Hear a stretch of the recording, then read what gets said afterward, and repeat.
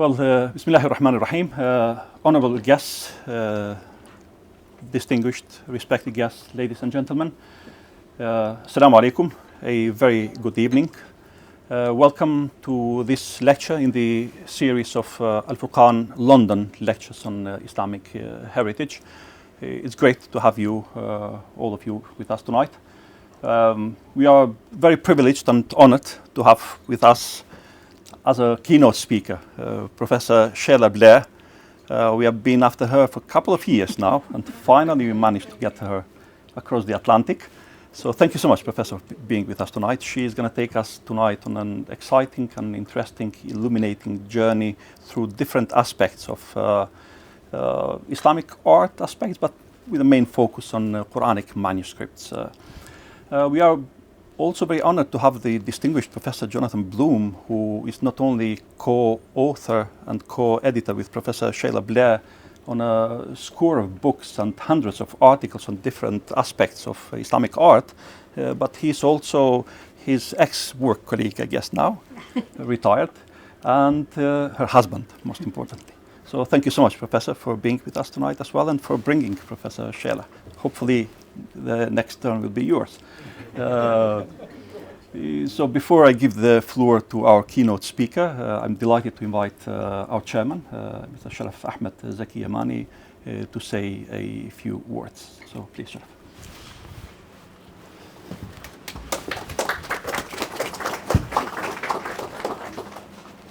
Bismillah ar-Rahman ar-Rahim. Ladies and gentlemen, distinguished guests and dear colleagues, it is a great pleasure to welcome you all to this public lecture tonight, which promises to be, as Sally mentioned, an enlightening journey into the Islamic world's rich artistic and intellectual traditions.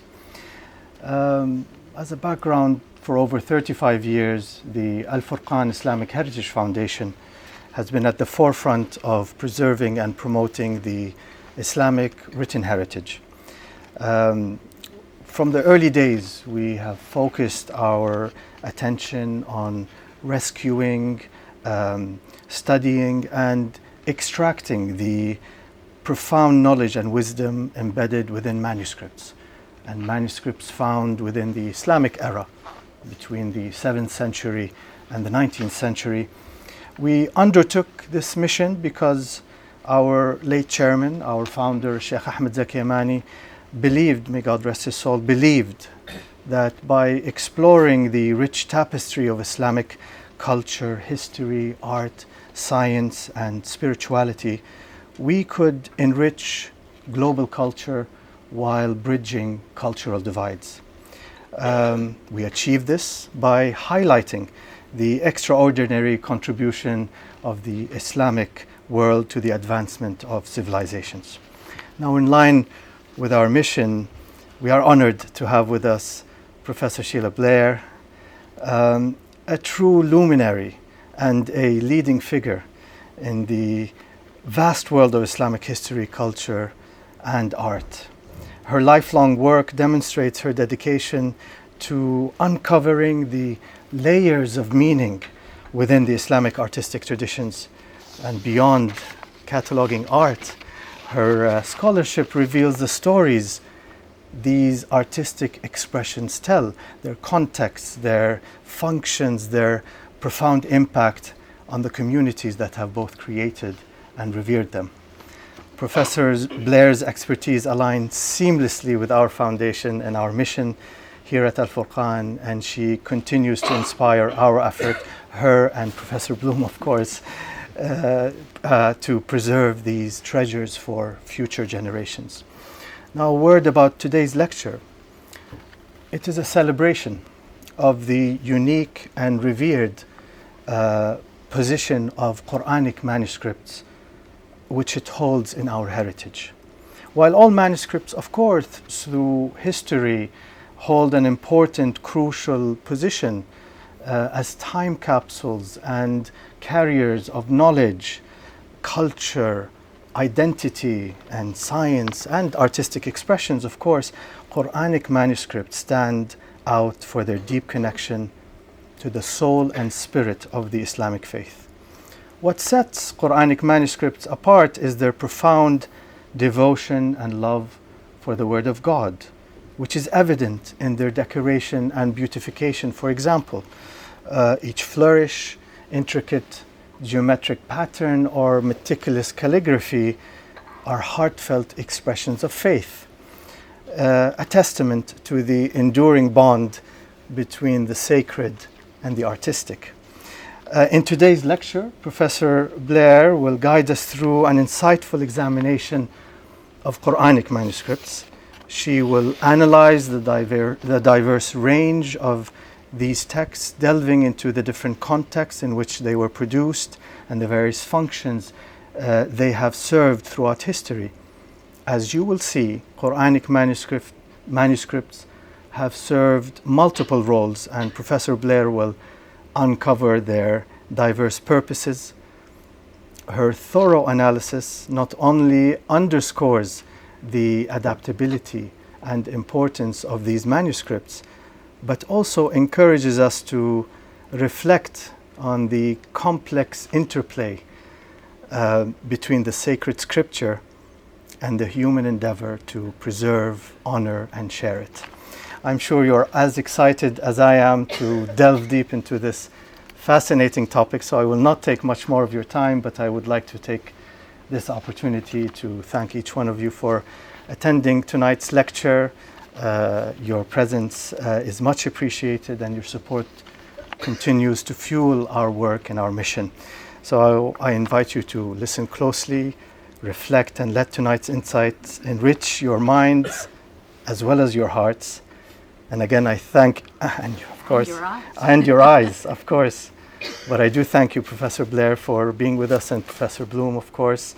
It is truly an honor to welcome you, no less as a fellow Jumbo and a Tufsonian, to our stage. But before that, I would like to re-invite our Managing Director, Sally Shahzavari, to welcome you officially. Thank you.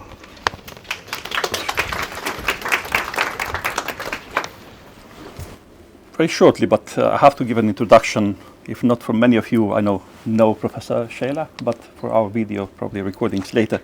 But to start with, again, just a couple of notes just to put it in the context of what we are doing at Al-Furqan. So as you know, the Noble Qur'an is considered not only the holy book of Islam, but since its revelation, it has been the main source and inspiration for the Islamic thought in particular, and a source of inspiration to the human knowledge in general, as it has and still continues to inspire many studies and research about various aspects of human knowledge in different fields. Its revelation and reception, its oral and written transmission, its authenticity and documentation, its religious and historical context, its preservation and study, its theological and intellectual impact, its artistic and aesthetic aspects, etc., have been and continue to be studied thoroughly. In this context, the manuscripts of the Qur'an, as was mentioned by Sharaf as well, represent and embody a complex interplay of faith, history, and art. The diverse forms and uses reflect the rich tapestry of Islamic culture and its enduring impact on the world. We at Al-Furqan have initiated a couple of projects and events pertaining to various aspects of related to Quranic manuscripts, such as the publication of a couple of manuscript catalogs documenting various Quranic manuscript collections around the world. We have convened at least so far 2 training courses on various codicological, paleographical, and other study aspects of Quranic manuscripts. We have convened 3 conferences under the title The Noble Qur'an from Revelation to Compilation, and a few lectures as well in this regard, as we have initiated as well within our Maqasid Center, one of the dedicated centers of Al-Furqan, an in-depth study pertaining to the objectives of the Noble Qur'an.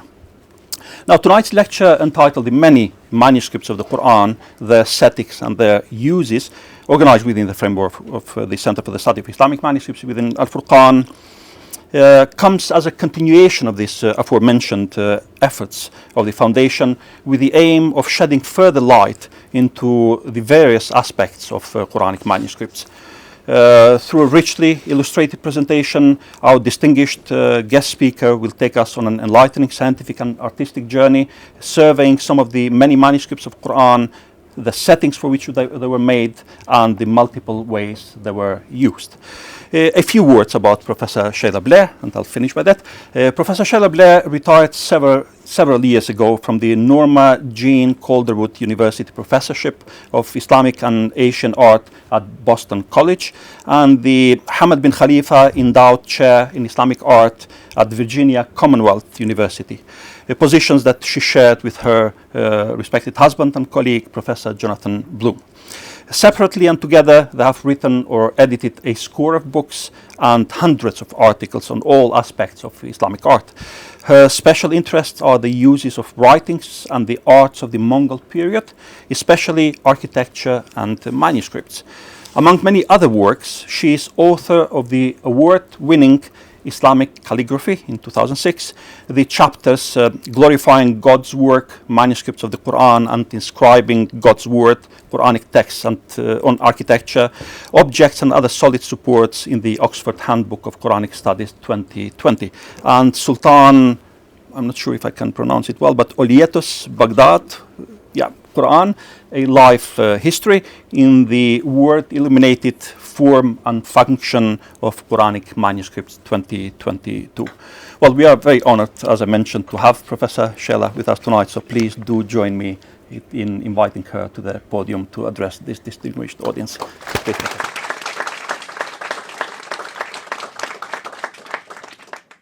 Well, first of all, let me thank the Al-Furqan Foundation for inviting me. It's a real pleasure to be here and to address such a diverse audience, and that's what I like to do. As you all know, Islam is a religion that's based on words. The central miracle of the faith is the series of revelations to the Prophet Muhammad in the Hijaz in the early 7th century.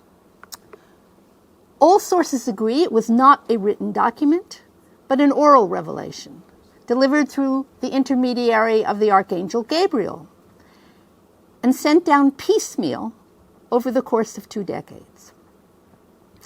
As shown in this painting that you see here that was made about 700 years later, so it's not a contemporary work, but it does depict the event made and transcribed, and Charles Melville will like this very much, who's here, made for a Mongol history of Iran, a universal history. But in order to ensure that an accurate text could be disseminated broadly, the Prophet and his followers soon gathered oral reports and had them written down in codex format as a book known as the Qur'an, from the Arabic loanword from Aramaic meaning recitation. The text has assumed a remarkably fixed version up until the present, but manuscripts of it vary enormously.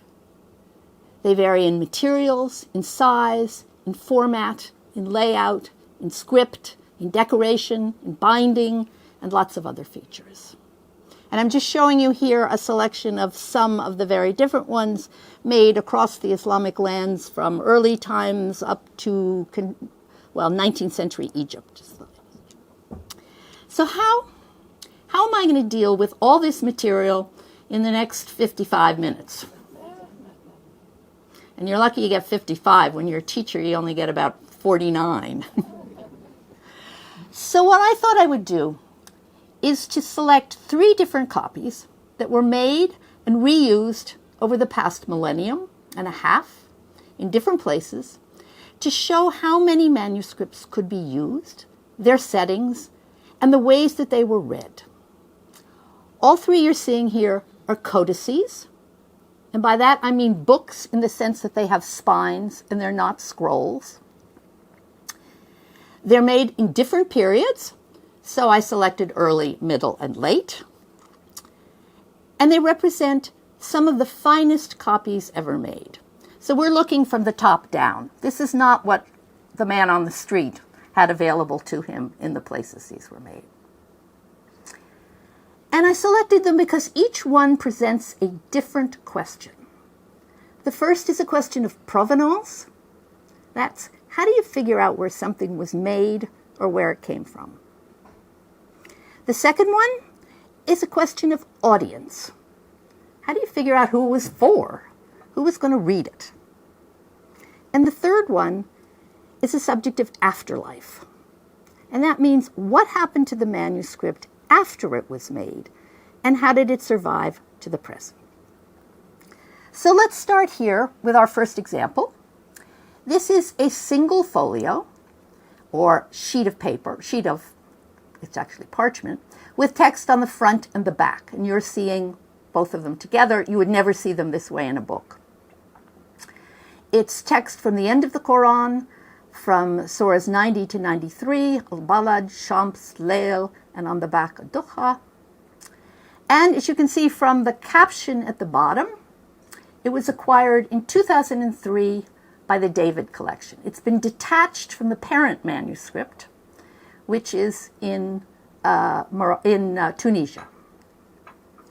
So the David Collection, for those who might not know, was founded by Christian Ludwig David. He was a prominent lawyer who specialized in finance, i.e. he was rich. He collected art, which he installed in his own house on Rosenberg Gardens. He collected European furniture, decorative arts, and a few ceramics. And after his death, some far-sighted trustees said, how can we turn this into a good museum? Let's make it a museum that nobody else has stuff like this in Denmark. So they chose to focus on Islamic art. They packed it into his house. You can see here on the left how packed it is in there. And they have one of now, if not the best collection, private collection of Islamic art. But it's a museum that's open to the public. So for those of you who've never seen it, I do urge you to go. And right now they actually have a collection on calligraphy.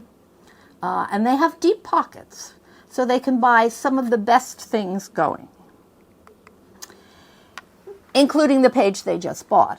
Now, the reason that there's so much interest in these early manuscripts of the Qur'an was provoked by the actual collapse of the roof of the mosque you see here, the mosque in Sana'a, which collapsed in 1972.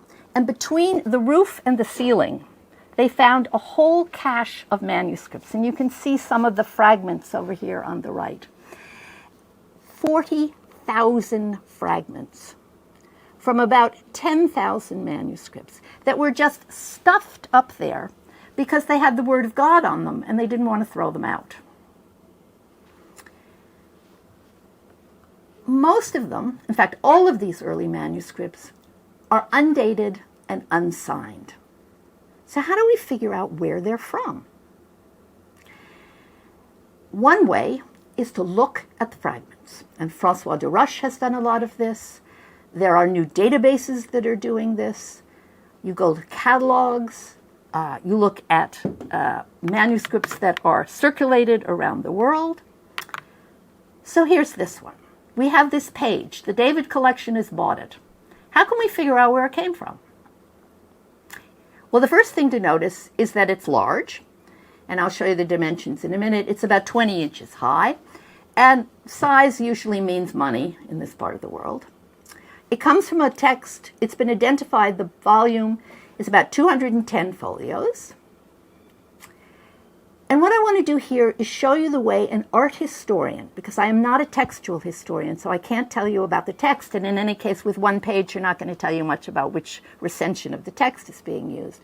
How we can use physical aspects of the folio to date the manuscript. So we're going to look at materials, script, and then decoration.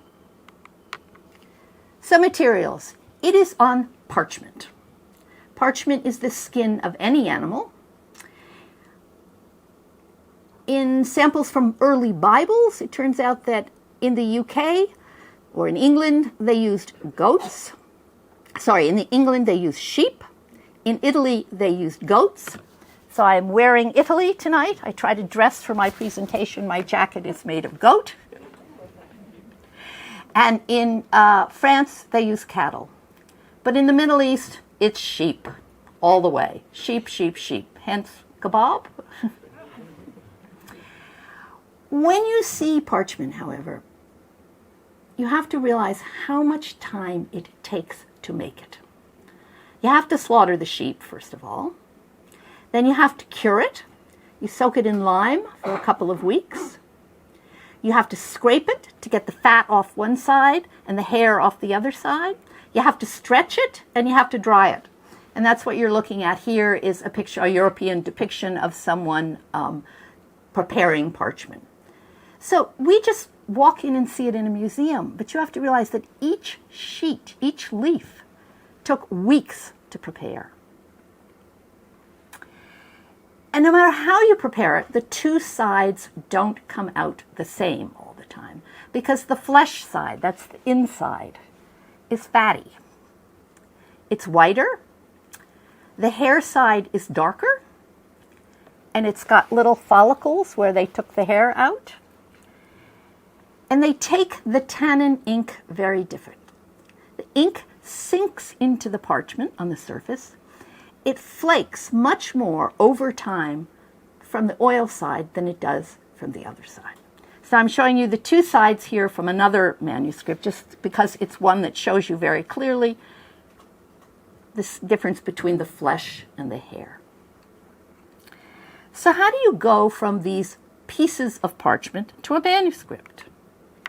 Well, you pile them up. And so we have a pile over there, and you make what are called gatherings or choirs. And this one happens to be a quinion, which is a fancy word meaning it has 5 of these pieces of parchment stacked up. But you could have a quaternion, you could have 4, you could have 2, you can do whatever you want. And then you take these gatherings and you sew them through the back and you make your text. Typically, you only get 1 or 2 of these bifolios, and these are what are called double bifolios, per animal. And you can see, I should have pointed out, that we have sewn in the middle. You can see the sewing stations where they sew in the middle of these folios. That means that you can talk about the number of sheep who were sacrificed to make this manuscript. And it's a useful way that you can compare how important this manuscript was. So this one needed at least 105 sheep. You can also translate that, and I know I have an economist here, he's nodding away. You can translate that into meters of parchment used. And that makes it easier for charts. So you can get about 80 meters of parchment. And that's about 4 times the amount you need for these very, very first manuscripts of the Qur'an, the so-called in the so-called ma'il or slanted script. So already we're moving into bigger and therefore more expensive production. The other thing you can do with parchment, you can carbon date it, because it was a living thing. You have to take a small piece, burn it up, however. So if it's a manuscript that you think the Prophet might have been involved in, probably don't want to do that. You take a little bit, you burn it up, you count how much carbon was in it, and you can date it. At 96% probability, this manuscript dates between 648 and 691. So second half of the 7th century. So it's early. The Prophet died in 632. This is 50 years later, more or less. One of the advantages of removing folios, as happened with this, and went to the David collection, it's a terrible thing to have happened, but it has one small advantage. Museums in Copenhagen and elsewhere, and dealers who deal in them tend to be fairly wealthy, and they tend to like to send off their things to be dated. So many institutions can't carbon date everything, but places like this and dealers can. So that's how we know that these ones that were sold on the market date. Now the other thing you have to realize with carbon-14, that tells you when the sheep died.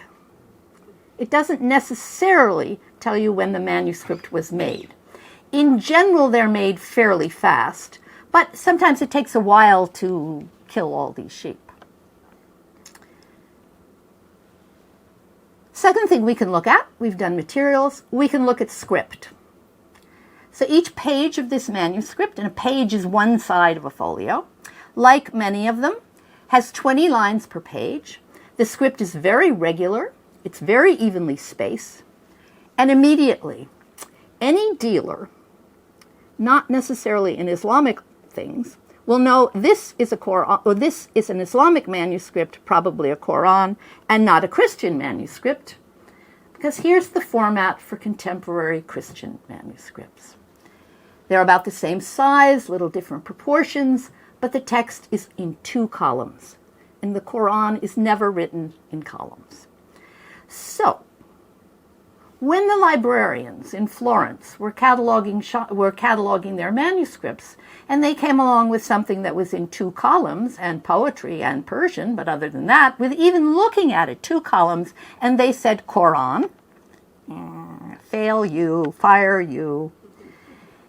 It's a copy of the Shahnameh, the earliest known copy of the Shahnameh, the Persian national epic, but it could not be a Qur'an because the Qur'an is not written in columns. So see, you're already better than all the librarians in Florence.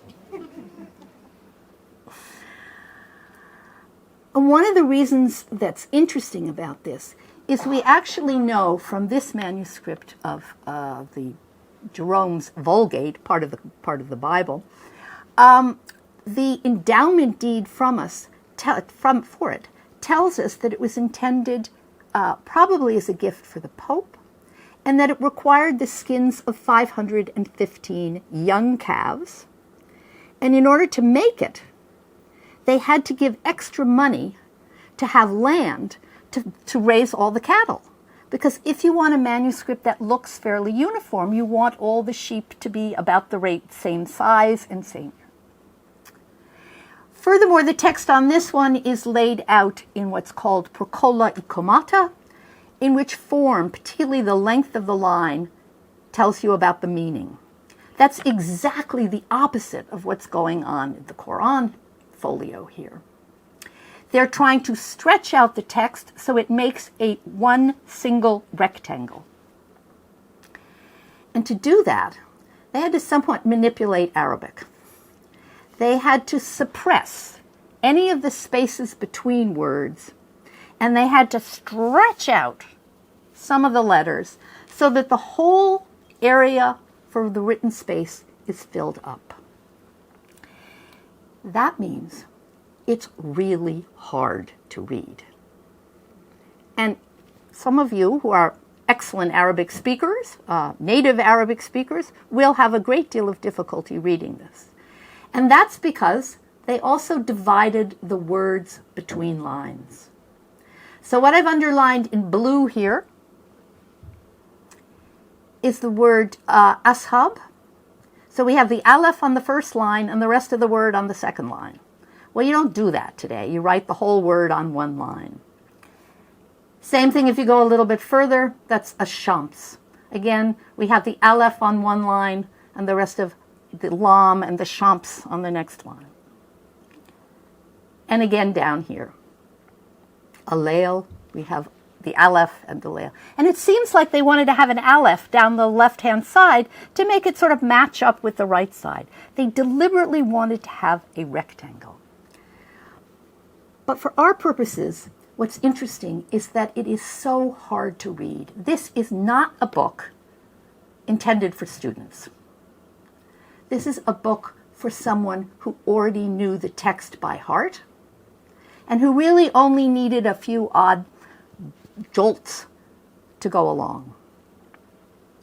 Now let's look at script.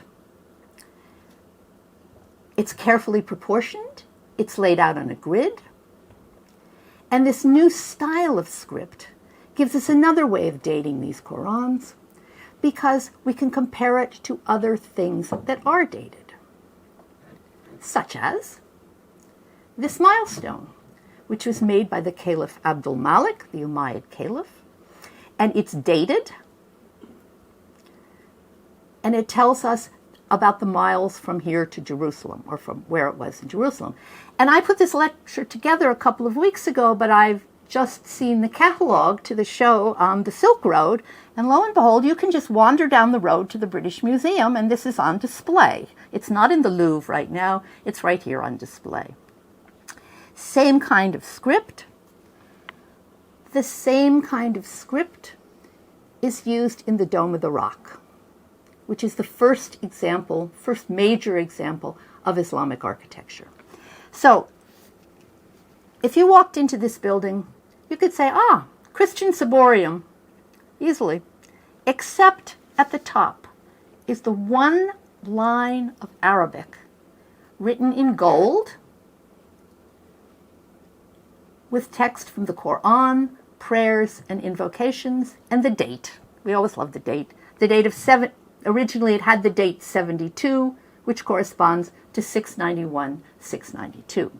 And it is more or less the same kind of script that's used for the Qur'an. So we're getting confirmation from carbon-14. Script is telling us again, second half of the 7th century. Third thing we can compare it to, and lo and behold, these are on exhibition, or other copies of the same coins, down the road in the Silk Road show. Muslims did not strike coins until the year gold coins until the year 692. Up until then, they simply used contemporary Byzantine coins. This is the first gold coin, dinar, struck by Abdul Malik, and it pretty much imitates a Byzantine coin. The Byzantine coin would have, and that's on display also in the British Museum, would have had Heraclius and his 2 sons wearing nice crowns and holding little orbs. So the Muslims said, let's get rid of the crown and let's put turbans on these people. And the back of the coin,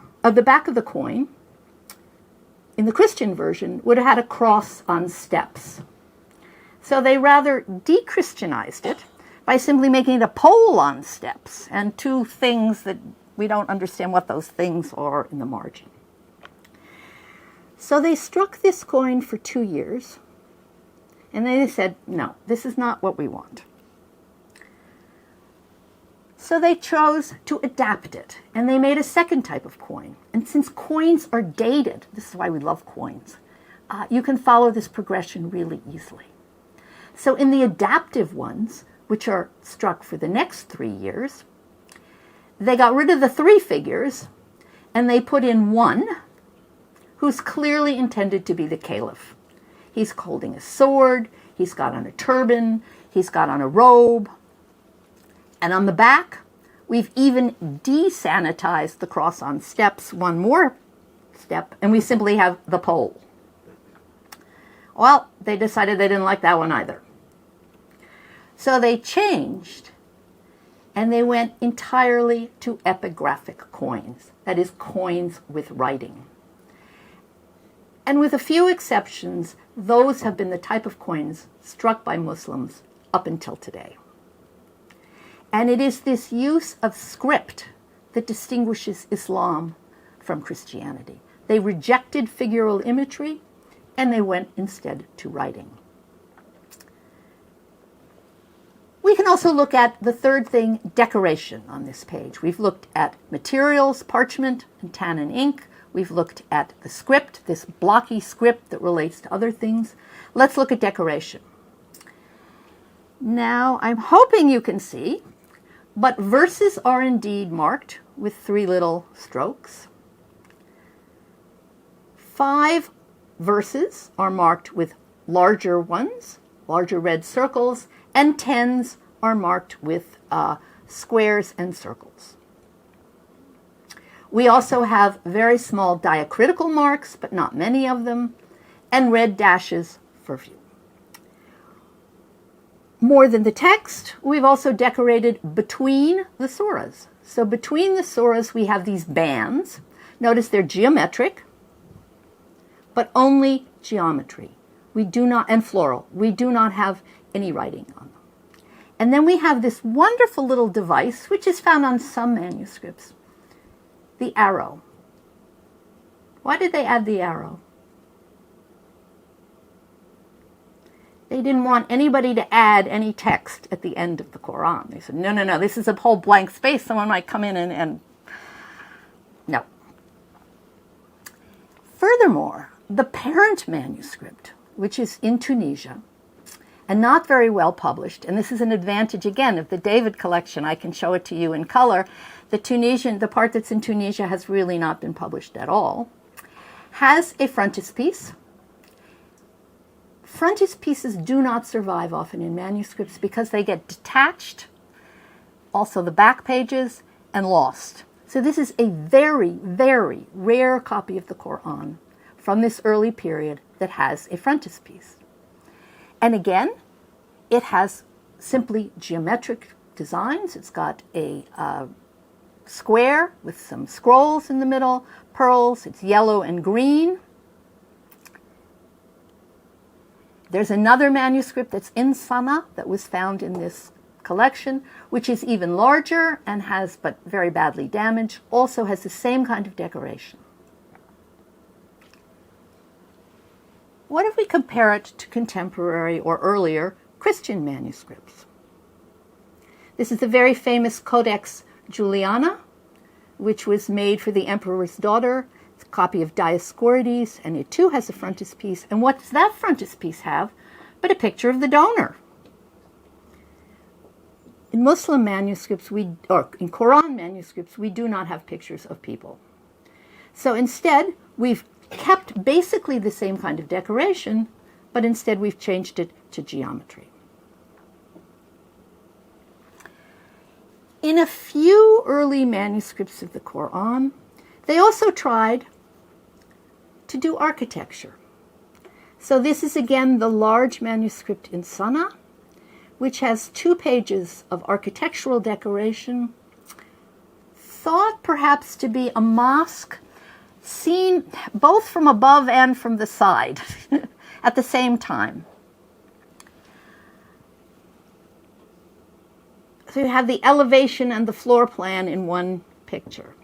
But this too is an idea that bounces off of earlier Christian manuscripts. So in Christian manuscripts, such as this famous codex that I showed you before, the Amiatinus, we have a double-page frontispiece with a view of the tabernacle in the wilderness. But this one stretches across the gutter of the book, so you're cut in half. But you can see how Muslims were playing off, accepting, rejecting, and sometimes using contemporary Christian or earlier Christian models. Architectural frontispieces, just like all that figural imagery on coins, were tried for a few years in a few copies and then abandoned. The only manuscripts we know, Qur'an manuscripts, that have architectural frontispieces are these few very early copies of the Qur'an. So, we can date this manuscript pretty closely around 700. How can we figure out where it came from? Well, it turns out that these large manuscripts of the Qur'an, with the same blocky script, with 20 lines per page, of which there are not very many, fit in a nice historical package. They all fit with the time of Abdul Malik and his son Al-Walid and his governor Al-Hajjaj. This is the end of the civil war, the second part of the Umayyad caliphate, and they come at the same time when all of these caliphs, or these caliphs and their governor, are commissioning new mosques, and we can actually match up the manuscripts and the mosques. And this is the work of François de Roche. And he has matched up the Great Mosque of Damascus, which you see on the left here, which was restored and enlarged, and this Qur'an, which is the same blocky script, same kind of non-textual headings in between, with Damascus. We can look at the mosque in Egypt, the Mosque of Amr, and we can he's matched that up with the Qur'an. So we have a page that's in the Bibliothèque Nationale That's the Umayyad Qur'an of Fustat, and the interior of the Mosque of Omar, which has also been so totally restored you couldn't recognize what I'm sure. And I think that we can match up our piece very nicely, our folio and the parent manuscript in Tunisia, with the Great Mosque of Kairouan in Tunisia. And that matches with the decoration because it has no gold. The other manuscripts have gold, and those were more important centers in the Umayyad Caliphate. Yellow and green, which are typical colors used in North Africa and not so much elsewhere. Unfortunately, everything I'm showing you in that mosque is 8th century or later, but we know that there was a large mosque on the site, and most of that manuscript has still ended up in Tunisia. We can also situate these manuscripts in terms of how they were used, because we know that Hajjaj, the governor of Iraq, ordered that the Qur'an be recited publicly in mosque on Fridays. I can't show you an Umayyad mosque and someone reciting the Qur'an, but the best thing I could do was get a picture from 19th century Bukhara showing you someone reciting from a large Qur'an. But we have text describing that these manuscripts were brought out on Thursday night or Fridays, recited publicly in the mosque. And for that, you'd need large, or it would be useful to have large manuscripts. The reciter would know the text by heart, so he doesn't really need to read the text. He can recite from what he knows in his memory and just have an odd word to keep his memory alive. So I think this is how we can date these manuscripts, and then we can look at them on the map. And I'm sorry I forgot to put Sana'a on the map. I don't know why I did, because we have the map, the Mosque of Sana'a and the manuscript there, Damascus, Fustat, and Kairouan. And I think these manuscripts and the mosques were symbolic markers of the empire. And it struck me as I was thinking about this, just like the milestones that Abdul Malik was putting around his territory, the one that's in the exhibition right down there, he's marking territory. He's saying, this is the caliphate. And he's doing the same thing with Qur'an manuscripts. They show the sameness of structure, sameness of community. They show that the Umayyad community goes from North Africa to Central Asia, and we're doing it by building mosques, all these hypostyle mosques, and all these manuscripts of the same style. Now, they are very different from our second example, which we'll move to now, and that's the Qur'an manuscript made by Ibn al-Bawwab that's now in the Chester Beatty Library in Dublin. It's an intact volume, so that's already different. We haven't lost anything. It's complete from beginning to end. So why is it in Dublin? And who's Chester Beatty? Well, he too was rich. And he was a collector, Alfred Chester Beatty. But he has a little different background. He was an American mining engineer. And he made a fortune in copper mines in what is now, or what was, Rhodesia. So he was known as the King of Copper. He moves to London, sets up a big house, Baroda House in Kensington Gardens, but he suffered from silicose, lung conditions, I think from all that mining. So he goes off to winter in Egypt.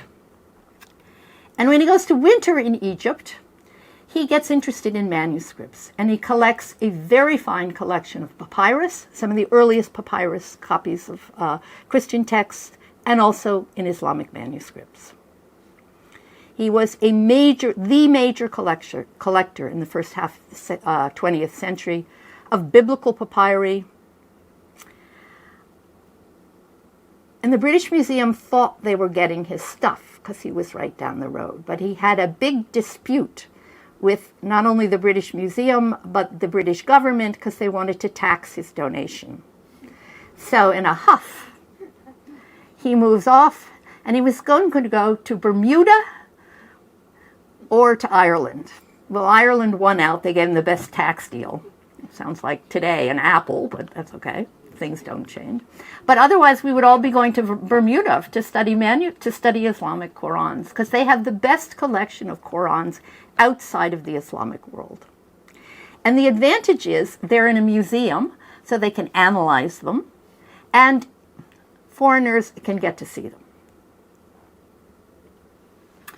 So, this is their most famous manuscript, copied by Ibn al-Bawwab, but it has very different problems than the first Umayyad Qur'an I showed you. It's signed and dated in the colophon. The colophon is the piece at the end that's not part of the text, usually written in a different script or with a different decoration to show you that it is not revelation. And this one tells us, and we love it, and that has led to a certain suspicion, even by Richard Eddinghausen, the renowned scholar, that this colophon tells us everything we want to know. Maybe somebody made this manuscript later. It's never been subjected to technical analysis. Anyway, for the moment, let's accept it as real. It says that it was written by Ali ibn Halal, who is the famous calligrapher known as Ibn al-Bawwab. It tells us the place, Medinat as-Salam, that's Baghdad, and it gives us the date, 391, that's the year 1001. Now this calligrapher is the most famous, or one of the most famous Islamic calligraphers. His name, for all of you Arabic speakers out there, Ibn al-Bawwab, means he's the son of a doorkeeper, you know, the Bawwab in the hotel, Ibn al-Bawwab. That's his background. He became a house painter, and then he worked on illumination, and we use the word illumination for non-figural decoration. Then he became a calligrapher, and he is said to have, quote, excelled all those who preceded him and confounded all those who came after him. That's the words of Yaqut al-Hawamali. He was in charge of Baha'u'llah's library in Shiraz, and he dies in 1022 and is buried in Baghdad. So already we have a difference from our first manuscript. Our first manuscript is anonymous. Nobody signed their manuscripts in the early period. And we don't know why. It just wasn't prestigious enough. By this point, by the year 1000, people are signing their works. Calligraphers first, but also metalsmiths, ceramicists, and all kinds of people. And notice what good condition this manuscript is, which is another reason to get a little worried about it. It is in perfect condition. We have the front, we have the back, and we have everything in between. It's been trimmed. That means they've cut off the sides a little bit, and you can see some of the writing has been cut off a little. And we have only one owner's mark on it, and that's what's going on in the margin on the left-hand page, which says that it was owned by Khushrakam Khan Gujarati, which really means Sir Good Pen from Gujarat, and a date of what corresponds to 1741. Now, we have no idea how this manuscript got from Baghdad in 1000 to the hands of a Gujarati in 1741, then presumably to Egypt, where Chester Beatty bought it. No evidence at all. So how can we analyze this manuscript? Well, first of all, it's small. Size is the first thing I would look at. And if you compare it to number 1, and this is one of the wonders of PowerPoint, you can scale your images. So it's about a third the size of the first folio. Bigger change, materials. Parchment on the left, and we've moved to paper on the right. Medium thickness, brown. Most of these papers browned over time. Very little damage to the paper, no fungus, no mildew. Again, little worry. But paper. Now, I feel embarrassed to talk about paper because the expert on paper is in the room right here, but I'll crib from his book. Paper is invented in China, sometime probably in the 3rd century. It was used for scrolls. Some of them had block printed images. This is the oldest printed book that we know of, which is also here in the British Library. And it's got 7 sheets of paper pasted together to make this scroll that's about 17 feet long. Now, what's the problem with a scroll, the format of a scroll? Suppose I tell you to go to page 3. Well, you can't do that. And suppose you said, oh, I can't remember. What did they say at the beginning? You have to turn all the way back. You can't flip as you can with a codex. Paper, and so that's why we have very few scrolls for the Qur'an. We have a few little ones that are amulets that you wear around your neck, but it's not a very useful format to have a book that you want to read. Paper, as you can see on all the dates on this, came from China west to the Islamic lands, probably when the Muslims encountered the Chinese in the 8th century at the end of the Umayyad Caliphate. It's adopted by the bureaucracy in Baghdad fast. Why does the bureaucracy want paper? Why do they like paper? Why do they get rid of that parchment? Paper has a whole lot of what are called affordances in economic terms. Advantages, we might say. Well, first of all, you don't have to kill anything. That's one. You don't have to kill like the sheep. Second of all, it's much lighter. Third, you can make it anywhere that you have water. You need a lot of water to do it. What is paper? Paper is cellulose that's been wet, put on a screen, dried, and the fibers meld together both chemically and physically. You can make it, the Chinese made it out of mulberry bark. What the Muslims added to this was that you could make it out of rags, because that's a cellulose fiber, and rags are a lot more available than mulberry bark. Paper was gradually adopted, very gradually, for manuscripts. Calligraphers and manuscripts are conservative. So we know already by the 8th century they were using it for tax documents. Why would it be so good for tax documents? Why would the Abbasid bureaucracy like paper? You can send all those tax things saying your tax rate is 2%, and you can send it quickly because it's light, it's easy to make, all the way to the ends of the empire. And furthermore, no one can change it because ink on paper, carbon ink, sinks into paper. Parchment, you would think it was more secure, but it isn't. Parchment, you can scrape off the surface. So if someone said your tax rate was 2%, for those of you who know Arabic numbers, you could just scrape away a little and it would say 1%, and you would have removed your tax rate. Paper takes about 100 years, to judge from the things that are left, to be adopted for manuscripts. So this is our first surviving dated manuscript on paper. It's a collection of unusual terms used in the hadith, the traditions. It's not, and we're not going to talk about much of it except to show you it's not the greatest paper. It's very brown. It splits a lot. And it takes another 100 years for people to adopt it for Qur'an manuscripts, showing you again how conservative Qur'an calligraphy is.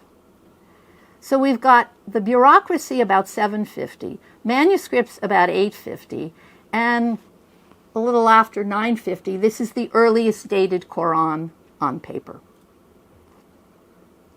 So our Chester Beatty manuscript, the Ibn al-Bawab Qur'an that's dated 1000, is pretty much at the beginning of this tradition. Paper brought also changes in script. So whereas we had that nice blocky script for the early ones on parchment, for this manuscript, and all others like it, we have much more rounded scripts. They look much more crowded, but in fact, for Arabic readers, they're much easier to read. And that's because they space between words so you can immediately find the words. They have small version. They point the text. All of the letters are dotted. For those of you who know Arabic, some letters have the same shape, but you need to know how many dots. And to make sure that you can read it, they have what are called the muhmala letters. They put a small version of undotted letters below the top. So in the first red circle on the top, that's an ayn, not a gain. And in the bottom, that's a khay and not a jim or some other letter. They have all kinds of other aids to make it easy. They have shaddas. They have all kinds of counters. They have 5 counters, and 5 counters are now in gold. 10 counters. They have numbers, abjad numbers, alphanumeric numbers to tell you what verse you're on. Why do you care if you're on verse 10? Because if I'm the teacher and I say, please go to verse 10 and read aloud, you don't have to start reading 1, 2, 3. You can do it immediately. So this is a very different use for a manuscript. It's small, but it's legible, and it's meant to be read. There are all kinds of other hints, too. So here you have a double-page spread with 2 chapter headings in gold, one on the left and one on the right. Actually, it's not a double-page spread. I took 2 pages and stuffed them together so you could have one on each side. Huge gold headings. Instead of just geometric design, we have them in gold. They're in a different script to show you that it is not part of the revelation, that the titles are something that are added and only adopted later. We have all kinds of other counters in the margin. We tell us that we're at this section of the Qur'an, we're at this division of the Qur'an, we have so many verses of the Qur'an. And we have these giant palmettes or flowers out in the margin. So if you're flipping through, you say, this is where the surah begins. I can see it real fast. I can find it. And Rice, David Rice, who first worked on this manuscript, was able to use these palmettes, these marginal decorations, to show that Ibn al-Bawwab was not only the calligrapher, but he also did the decoration. So how could he do that? Well, here's a blow-up, and this is what's wonderful because these manuscripts have been digitized. I can take the little thing and I can blow it up on my screen and you can see what we're looking at. The palmette on the left, can you see the flower? It's painted as opposed to the text, which is written with a reed pen. And the palmette is outlined in blue. And this is the case with almost all of them, except in 2 cases, the palmette is outlined in brown, and that is exactly the same brown that's used for the writing. So the illuminator must be the same person. So again, we have this major shift in personnel. From early manuscripts, anonymous, we know nothing. This one, we know that Ibn al-Bawwab did both. He did illumination and calligraphy. Illumination meaning non-figural decoration. More changes in this manuscript. It has lots of pages, and I think you might have had a lecture on this subject, on these carpet pages. Yeah, at the beginning and end. These are sometimes called carpet pages because they don't look like my carpets, but anyway. They are full pages of decoration.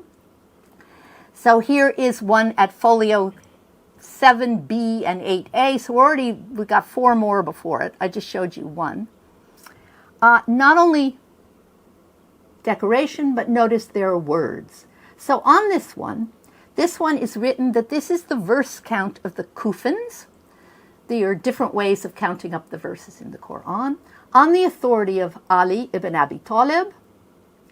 We have other pages that tell us there are 114 surahs in the Qur'an, 6,236 ayahs, 77,460 words, 321,250 letters, and 156,051 points. There is this mania at this time to count everything. And Yasser Taba has done some interesting work on this. So why are we so interested in counting at this time? Year 1000. This is a time of extraordinary intellectual ferment in Baghdad. This is the time when the 7 canonical readings of the Qur'an are canonized.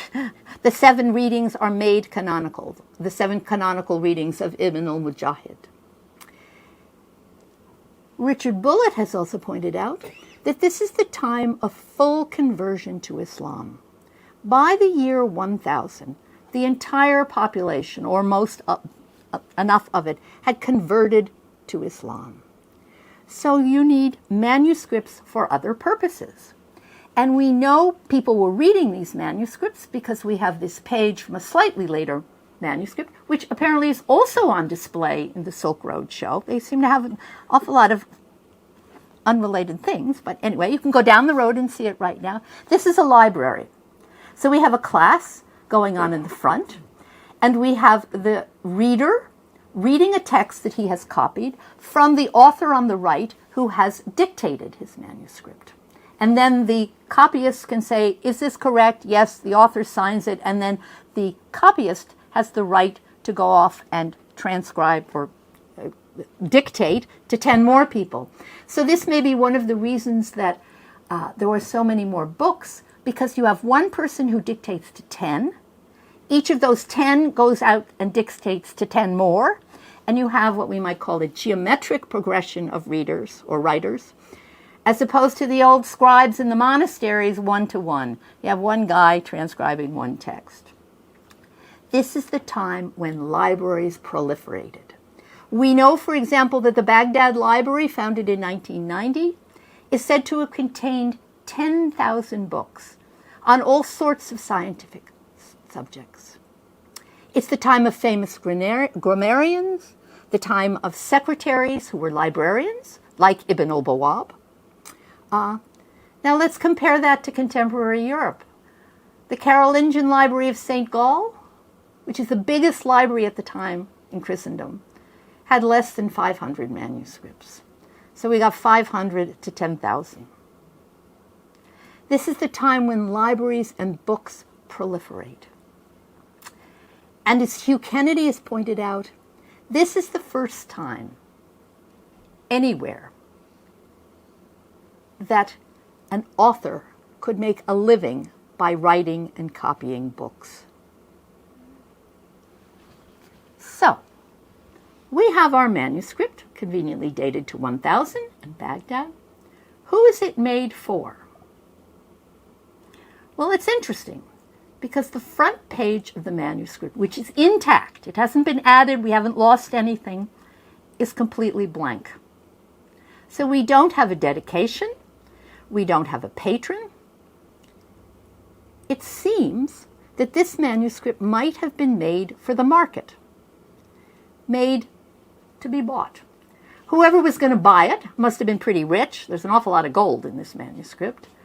He was probably a Shiite, because we're reading on the authority of Ali ibn Abi Talib, and the caliphate actually asked for blessings on the Prophet and his pure family, which is a typically Shiite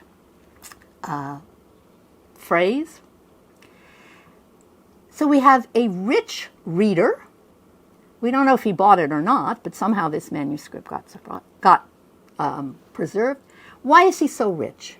Because Baghdad in the year 1000 was the center of an enormous trade network. And that's what you're seeing on this slide. The trade that came both by land and by sea. And it all comes through Baghdad, a lot of it en route to Mecca. But this is the time when I put Baghdad on there so you could see. This was the environment for which this manuscript was made. It was probably made as a personal copy. It's small. It's not used to be recited in a mosque. It may have been used to teach or to learn or to practice the Qur'an, probably for reading, probably for a Shiite, and certainly for someone who was very rich. This flourishing world of trade in Baghdad collapses because in 1256, the Mongols take Baghdad. And that's what's shown in this painting from 75 years later. You see the river at the bottom. I don't think I have a pointer, but the river at the bottom, or the river in the middle. The caliph is actually fleeing in the boat. You know why the caliph fled? Well, he fled because he was fleeing the Mongols, who are all down at the bottom, beating their drums. And he fled, and then he gets rolled up in a carpet and trampled to death because they don't want to shed his blood. So Baghdad is said to have been destroyed, totally destroyed. Well, don't believe everything you read in these texts, because very soon thereafter we get major manuscripts again produced in Baghdad, but not for the Abbasids, whose line ended, but for the Mongols, who themselves convert to Islam. So we're going to talk about the Ilkhans for our third example, and that's a Mongol ruler in Iran who commissions this manuscript. And this is the Mongol Uljaitu, whose other names were Mohammed and Khodabanda, the slave of God. So he had everything going. This is a man who changed religions and changed nationalities pretty fast. He has a Muslim name, Mohammed, he has a Persian name, Khodabanda, and he has a Mongol name, Uljaitu. And they're all the same person. He commissions this enormous manuscript from Baghdad, which was the winter capital of the Ilkhanids. It's 30 volumes. So it's already different. Instead of the 1 volume we've had before, we have 30. 30 because theoretically you're going to read one day in the month of Ramadan, in each of the 30 days of Ramadan. He commissions it at Baghdad, and we know this from colophons and inscriptions in it, for his tomb at Sultaniya. And some of it, the page I'm showing you, has ended up in Turkey in the Turkfeh Islam Museum. So again, we have a different question for this. What happened to this manuscript? Why is none of it in the place for which it was made and endowed? And why are parts of 15 of the 30 different sections scattered here, there, and everywhere across Europe? But big chunks, not just little pages or folios that got taken out. So again, we have to go back to the manuscript itself to find out what happened. And we can look at our same old criteria: size, materials, script, and decoration. So let's go for size. Humongous, elephantine. There are the 3 scaled to size. This is colossal. It's also bigger than all of the contemporary manuscripts. We have several other, there are 5 of these sets that we know of, all made for various Mongol rulers. This is the only one that's this big. All the others are half as big. It's huge. And there's a reason you can't get any bigger, and that's because we're going to see our illustrious paper historian making paper. You can't lift more than about 2 feet from the paper mold, and you need 1 person to lift the mold, because otherwise it tips and you don't get the right kind of paper. So that's the limit of how big you can make paper using traditional techniques. And that's how big this manuscript is. About 1 meter, a little less. It's also extraordinarily fine paper. So as opposed to the Ibn al-Bawwab manuscript, which was kind of brown and splits, this is white, and white means money. How do you make things white? You're not going to use bleach because it hasn't been invented for another 400 years. So really the only thing you can do is sit it out in the sun. You can use white cloth that's been set in the sun, and then you can get it to make white paper. It's very white. It's very uniform. This is a contemporary manuscript. It has long, well-beaten fibers under a flawless glaze and size. It's beautiful paper. It's also by far the most ambitious manuscript of its kind. Why?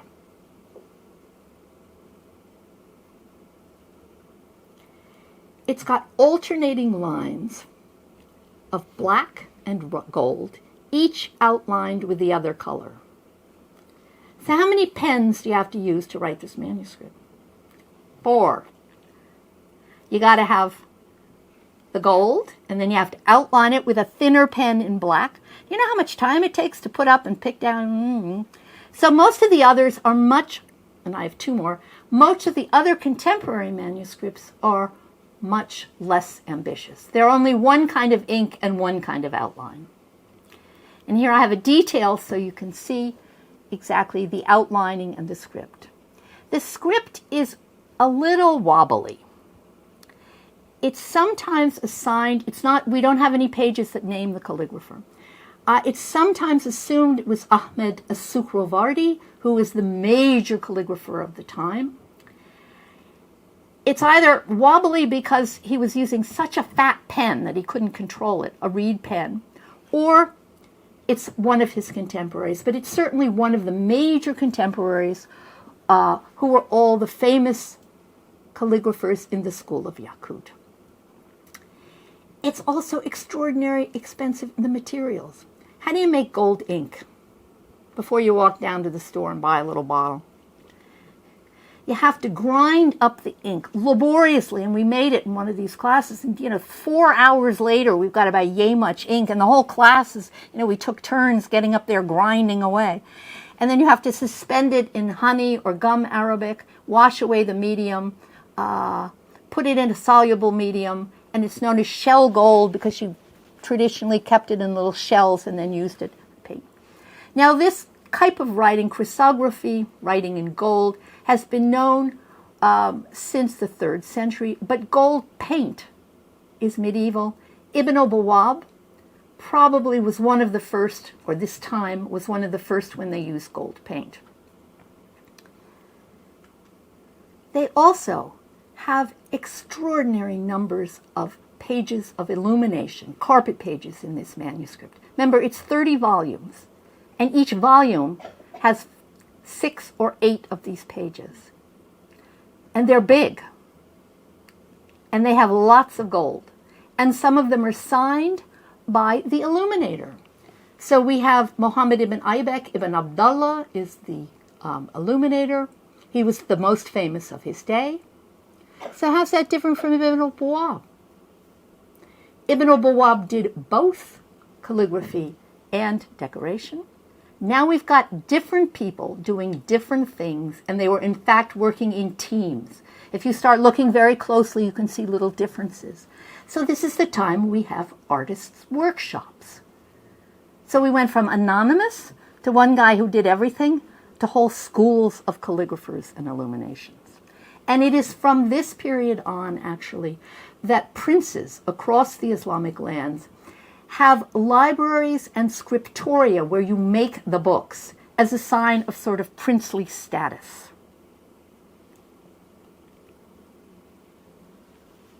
Here are a couple of opening and closing text pages. And the gold, lots and lots of gold. The Mongols loved gold. But the gold is different. It's gold leaf. And to use gold leaf, to make gold leaf, you hammer gold very, very finely. Then you put down some kind of glue, or glare, it's technically known as. You put the leaf on it, and the leaf is so fine that you can blow away what doesn't have glue under it, gather it up and make it into leaf. But it makes it uses much less gold, but it makes a much finer and less granular surface. So we got 2 kinds of gold in here. We've got shell gold, which is used for writing, gold ink, and we have gold leaf, which is used for illumination. Here's an unfinished page. This manuscript, it's interesting, was endowed, but it was never finished. So you've got a page on the left that's in Copenhagen, and you've got a detail of that page on the right. So we know it's our manuscript because it's got our 5 alternating lines of gold and black. And we have this big thing out in the margin that's kind of brown, this big brown circle. What is that? That is the underpainting for a marginal ornament that's going to tell us it's a 10-verse marker. And in the text, we have another little brown circle, and that was going to have gold on it. How do we know it's a 10 marker? 2 clues. How do you write 0 in Arabic? point. So 10s are usually marked with circles. 5s are marked with heart shapes, because that's kind of like a heart. And someone has written in red, if you can see it in the middle, there's an ein for Asher, meaning we're on the 10 marker. But this is the preparatory work. And what never happened was that nobody came in, put the glue down, and put the gold leaf on. So that's why we're thrilled they didn't finish the manuscript, because we actually understand now how they made it. They did dedicate the manuscript, because this, and you can't read a thing because it's hard to photograph, is the certificate of commissioning. It says that Sultan Ul-Jaitu, who gets this huge panoply of titles, King of the World, Master of the Universe, blah, blah, blah, commissioned this manuscript, this juz, this 30th of the manuscript, and all of the ones that come before it, and all of the ones that come after it, for himself, for Ul-Jaitu. We know that it was endowed, because in tiny black script on one of the folios, it says that this juz, and all of the ones that came before it, and all of the ones that came after it, were placed in the tomb. This tomb that he had founded in Iran at Sultaniya. We know, because the tomb is endowed in 1313, that it was probably finished then, or dedicated then. We know that it was probably begun in 1306, so it took 7 years, and they still didn't finish it, but they're almost there. They endowed it to this tomb, and we even know probably how they used it, because we have contemporary descriptions of ceremonies which went on in this, which is probably a depiction of his tomb, where people would come out and recite on the Sultan's birthday, and he's dead in the middle on this block. There's his coffin on the top. And they would recite from the Qur'an. It was lit by hanging lamps, and you can see this lovely hanging lamp in the middle, and candlesticks. Can you see the 4 candlesticks on the floor? Well, can you imagine in this dark tomb, with this smoky light from all these candles, and that they're coming out and they're turning the pages of this Qur'an, which is just full of 2 kinds of gold that flicker differently in the light. So this is a Qur'an for performance. It's not for reading. It's not for reciting. It's for performance.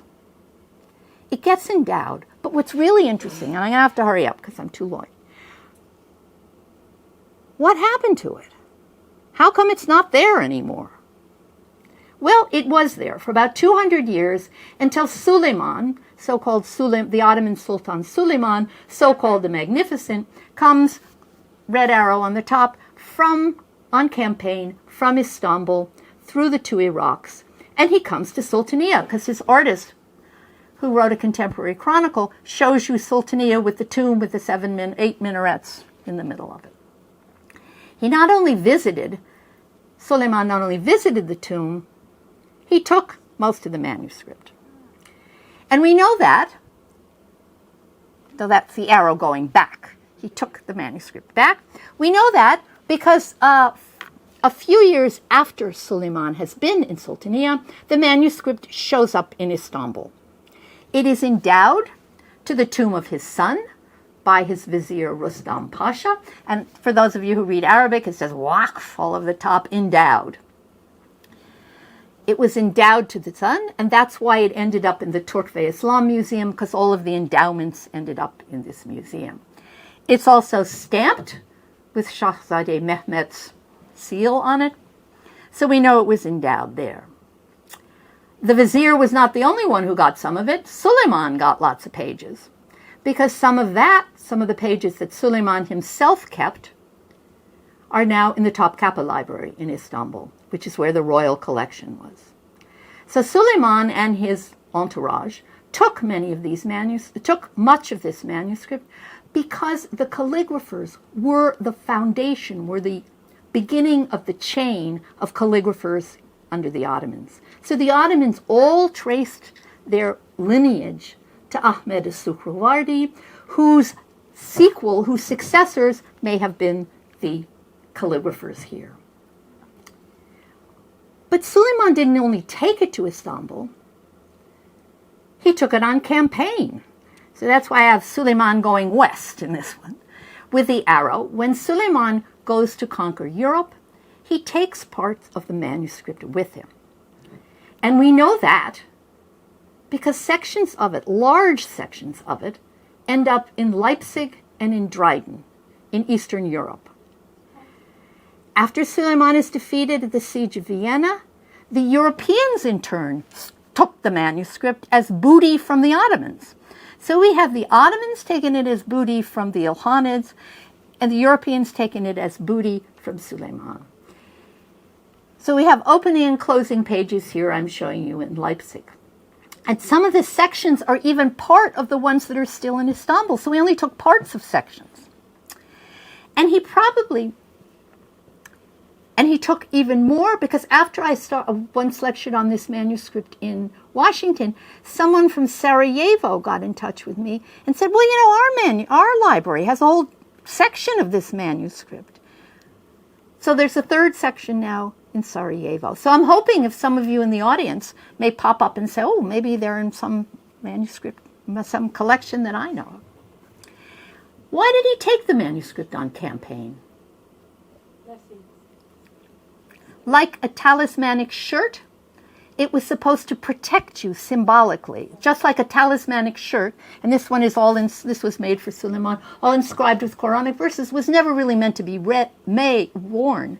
It was just meant to ward off evil. Well, it wasn't very successful because he was defeated, but he tried. Interestingly, Suleiman did not take the entire manuscript. Because if we jump forward one more century, we have a European traveler, Adam Olearius, who comes to Sultaniya, the place that it was endowed. He's the secretary of the Duke of Holstein-Gottorp, and he's going to the Shah of Persia.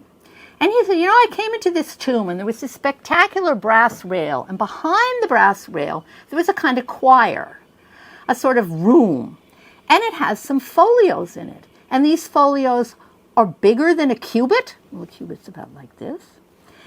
And they have letters as long as a man's finger. Well, that's what these letters are like. And it has alternating lines of black and gold.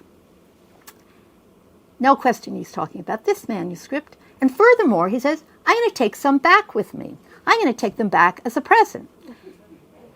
So he goes back to Europe. And at this point, he's going to Gottorp. But the king of Denmark is the ruler of the area, so he gives them to Denmark. And notice he must have folded them up to put them in his bag, because there's a nice fold in that page. So that's how that page ended up in Copenhagen.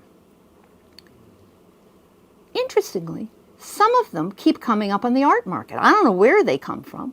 But this folio, again, when I lectured once, somebody came up and said, oh, my mother has a page. So I presume some of it's still in Iran. Some little bits of it come up on the art market. So these little bits were sold at Sotheby's in 1998. Perhaps they were used as talismans. People often cut up bits of manuscript and carried them around with them to ward off evil. So what's really interesting is how this manuscript, which is made to be endowed to the Sultan's tomb, takes on all kinds of other functions. It becomes a talisman. It becomes a symbol of victory. So these 3 copies of the Qur'an, they're different sizes. They're made from different materials. They're made for different patrons, different readers. They show you some of the many ways that the Qur'an manuscripts could be used, moving from recitation and reading in mosques and tombs to pious endowments, objects of display and performance, signs of conquest, souvenirs of war booty, apotropaic accouterments, and museum masterpieces. In other words, you can read the Qur'an in many different ways. Oh, thank you so much, Professor, for this amazing overview. And actually, we thought it was going to be more about Islamic art, but it turned to be a comprehensive lecture on so many disciplines on manuscripts, really, paper. And so thank you so much for this enlightening and fascinating and illuminating lecture. We are running well, behind the schedule. We started a bit late. I don't know if you have a bit patience, so we'll try to keep it short. I'll try to probably get only a couple of questions. Whoever probably needs to leave, probably feel free meanwhile, but if you can remain with us, do so please. And Professor, I hope you'll find to stand a little bit longer. So I'll take a couple of questions. Okay, I'll start with Dr. Ihsan. If you kindly just mention your name and your background, so that for the recording is important. Thank you so much, Professor Sally. I'm Ehsan Masood. I'm a science writer. I've written a short history of science in the Islamic empires. I was really interested in it was already a very short part of your lecture about scrolls. And the sort of, there weren't that many scrolls in the Islamic period, and they mostly went to codex. And partly the reason I'm asking is because we've gone back to scrolling. We're all scrolling. And it is, I know I'm sounding like a bit of an old man, but it's really irritating.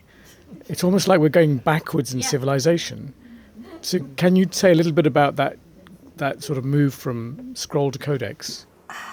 Well, scrolls were, the few scrolls that we have were made either as amulets, and they were literally yay big. They were very small, so you could roll them up and put them in a silver cylinder and carry, or some kind of metal cylinder, and carry them on your person, just like the shirts.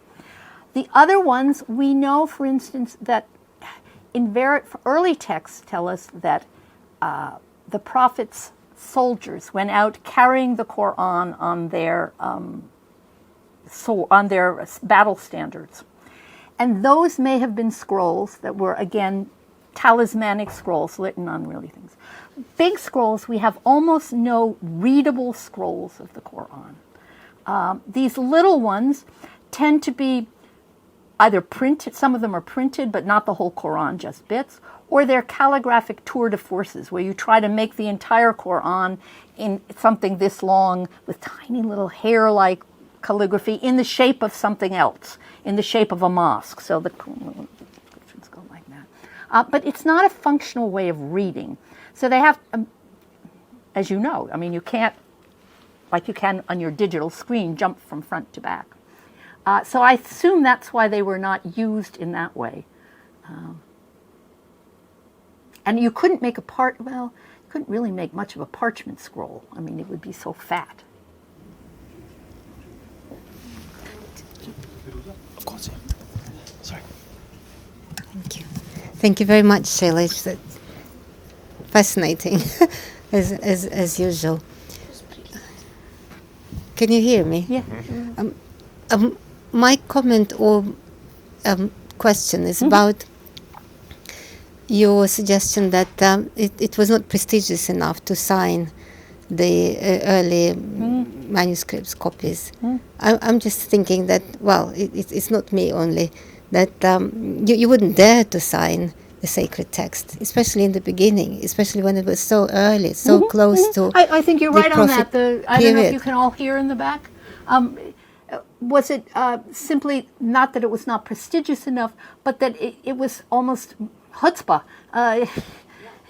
presumptuous, to sign something, to sign the holy text? Well, you certainly wouldn't sign it using the same script as you did the rest of the text. The colophon is always written in a different, or decorated differently, or some way to set aside.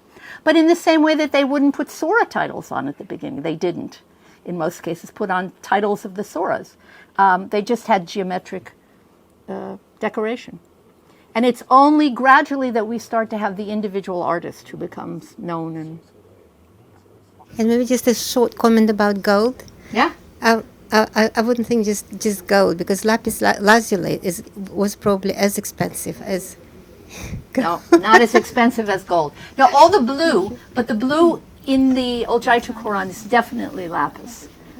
We have the expert on color here. I'm feeling like I've got the expert on paper over there, and Cheryl Porter is an expert on color in Islamic manuscripts. Cheryl, do you have any idea of the difference in price between lapis and gold? Yeah. But I think it was quite expensive because there was a special conference at Cambridge. It's just on lapis. Yeah, lapis is lapis, which is made from ultramarine, or ultramarine is made from lapis. Yeah. The stone is lapis. Lapis is mined only in Afghanistan, basically. So it's a wonderful thing to talk about trade, because you can have lapis. But it was never as gold. And gold also reflects, which lapis doesn't. Lapis is blue. In European paintings, what color is the Virgin's robe? Lapis, blue. And the better the manuscript, the more lapis and the less of other kinds of cheaper blues. But blue is the most expensive pigment. Gold is not a pigment. Gold is a... Hi, thanks for that. My name's Tahir Hussain. Really just a question about the... Sorry, the name and the background. Well, background, I'm a lawyer. I'm not an academic. But I am interested in the earliest folios. Yeah. The markers that you kind of put up really seem to be going back to the period of Abdul Malik. Whereas the Qur'an, and again, I'm not an academic, I'm not an expert, we are told goes back to the Uthmanic period, and that's where we get the standardized text, which may have been different to the Hijazi accent or dialects, but that's a completely different subject. But is there an argument for saying that the Quranic text or standard text is actually attributable to Abdul Malik? No, rather than because Uthman? earlier manuscripts do already have dividers between some of the surahs. Not always, and not every verse. Not between the surahs. We have one manuscript that is a palimpsest. Which means you have the text on it was scraped away and they rewrote something on the top. This was one of the fragments that was found in Sana'a. And interestingly enough, what happens over time is the undertext starts to reappear. And using digital photography or other things, you can actually read the earlier text. This, and everybody said, oh, this is why they aren't publishing it, because it shows that the Qur'an came in a different form and it was all different. No, it doesn't show that at all, because they've actually read both of the texts. They're both Qur'an. So sometimes they used to take Christian texts, scratch it out, remove it, cut it off, and write the Qur'an on top of it. It's two Qur'ans. But the one underneath, which by definition must be earlier, has a surah divider, and the one on top does not. So it shows you that this is not just a linear progression. We don't start adding things, but in different places or following different schools or following different ideas, we have different ways of transcribing the Qur'an. Now, this is unfortunately our one and only example of a palimpsest. And you could also, and I should have said, you can also date and localize these manuscripts, perhaps according to which reading of the Qur'an, and where are the verse markers, and how are we counting these verses. That is a subject for textual historians and not art historians, and that's not me. When you used ink on paper, you said it was a good idea because no one could scrap off the ink. Yeah.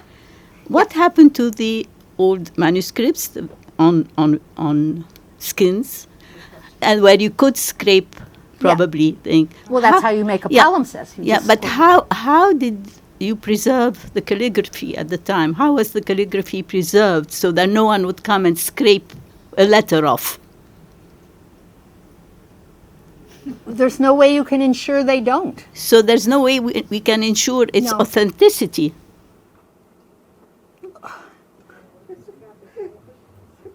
There's no way you can ensure. Well, no, I mean, it's a good question, because once these manuscripts become so valuable and these individual fragments, that's when we start getting fakes made. You don't make fakes if you're not going to make any money out of the deal. So once these museums start buying them at top price, people start making manuscripts. And there was an argument at one point that most of the blue Qur'an, which is one of the ones I showed you at the beginning, that many of the pages were fake. I'm not sure that's true. I think people went a little overboard on the other extreme. They said everything's a fake. You can't tell. Yeah. On parchment, you can carbon date parchment. And one of the things you're going to find out is that anything that's post-1945, which has atomic particles in it, like all of us, is after the atom bomb, and that's a reason. Before that, you end up in what's called the Stradivarius gap, when carbon levels go like this after the Industrial Revolution, and it's very hard to date anything. You can say it dates between the 17th and 19th century, but it's harder to date them. Before that, you can get pretty close to what you're, when the animal died, in this case, not when the manuscript was. Yeah. Thank you. Just a mic, please. So I'll take one and the last one over there. Yeah, just to comment on my cousin's actually question. Yeah. But nowadays, I mean, they know that the Quran is based on mathematical numbers. You know, if you remove one letter from that, ayah or surah, the whole thing will collapse. They put it in. According to different readings, you have different numbers of letters. You know, I mean, it's so which is why balanced. they're counting out all these letters. And it depends, because in early manuscripts of the Qur'an, they didn't always write long aleph. And in some later manuscripts, some readers go through and they put the alephs in a lot of Mamluk copies. So clearly there were different... You know, there was a couple, an Egyptian couple, who lived in Canada, and they stayed 15 years studying that, and they put it through the computer, and this is what they came up with. That, you know, it's all so well balanced on mathematical, you know, sort of numbers. And so this is what I read. Yeah. And I mean, I'm telling you that in different manuscripts of the Qur'an, particularly the ones that are made around 1000 beginning then, when they have all these countings at the beginning, it clearly was a subject of interest and dispute, because you don't write down things that are obvious or things that you all agree on. We don't write down how many letters there are in the alphabet, in the English alphabet. We all know there are 26, and that's it, move on. But these manuscripts have pages of information like this. How many diacritical points there are in the Qur'an? I mean, interesting. The last question, please. Hello. My question actually is just following on from the lady's question. I was also thinking the same thing, that the counting would prevent any alterations. That's a good point. The counting would prevent. But who's going to count the number of dots? I mean, well, or the number of letters, or the number of words, or the number of lines would prevent alterations from being inserted in. Yeah. And my question was, when did the counting begin? Was it at the time of parchment or at the time of paper? No, at the time of paper, around the year 1000. It suddenly, the late 10th century, we suddenly have this interest in counting. But this is Ibn al-Mujahid. He's interested in counting and his different readings, the 7 canonical readings, because clearly people read it in different ways. And there must have been more than 7, because he then says these are the 7 we have to use, so there must have been 25, and he reduces it to 7. And we have other versions. And this is where textual specialists are working now, on which recension, which version of the Qur'an. Okay, one last quick question to Ahmed, please. There's somebody in the back. Thank you. Yes. Ahmed Al-Dubayan, I'm the director of the Islamic Cultural Center. Just a small comment about counting. I think in history, the first person who asked about counting and who decided is Al-Hajjaj himself. And he is the one who asked even the Qurra, the reciters in Kufa. He said to them, do you know which word in the Quran is exactly in the middle? And they couldn't answer. And he said it is the word وَلْيَتَلَطَّفِ in the chapter of Al-Kahf, the chapter of the cave, the Surah Al-Kahf. And he asked this question, do you know how many words? They said, we don't know. Then he gave them a number. Verses, of course, we have many traditions about verses. We have about six methodology for counting the verses. But not the words, of course, and not the letters. But I think at the beginning was from Al-Hajjaj, because Al-Hajjaj himself, during his time, it was the time when they start dotting the letters and distinguish between them and make vocalization for the letters around that time. That's why they start counting, as far as I know, and you can correct me. Thank you. Well, and Yasmin Dutton has written on this. Some manuscripts actually have many systems going. So they have red dots, green dots, and yellow dots to show you which version they're using. So clearly it was a subject of great interest, but also great Qur'ans in India till today they have it in India. They say, for example, Yeah. Some Qur'ans are annotated, and they say in the margin, this is what so-and-so said about it. Thank you for a fascinating talk. I just have a quick question about the visibility and or format of the Qur'ans. Going back to Al-Hajjaj, I think there's a hadith narrated by Amr ibn al-As that Al-Hajjaj used to read 1/4 of the Qur'an every night. I was just wondering if during the Hajjaj time, the 8th century, there were any divisibility markers or non-single volume Qur'ans in that period. I don't know of any, but I'm probably not the best person to ask because I haven't worked that much on early Qur'ans. We certainly in later manuscripts have many systems of divisions. We have the same manuscript. We'll have, this is a quarter. Over here we've got a seventh. And those can't be the same divisions. And some we have 15ths, and some we have some divisions we don't even understand what they mean. So there were many different ones. I don't know what the earliest manuscript is that indicates divisions. Okay, we'll stop here. I wish personally that we could carry on and on and on, but it's such an exciting and illuminating lecture. But at the end of this interesting and enlightening one, please join me in thanking Professor Sheila.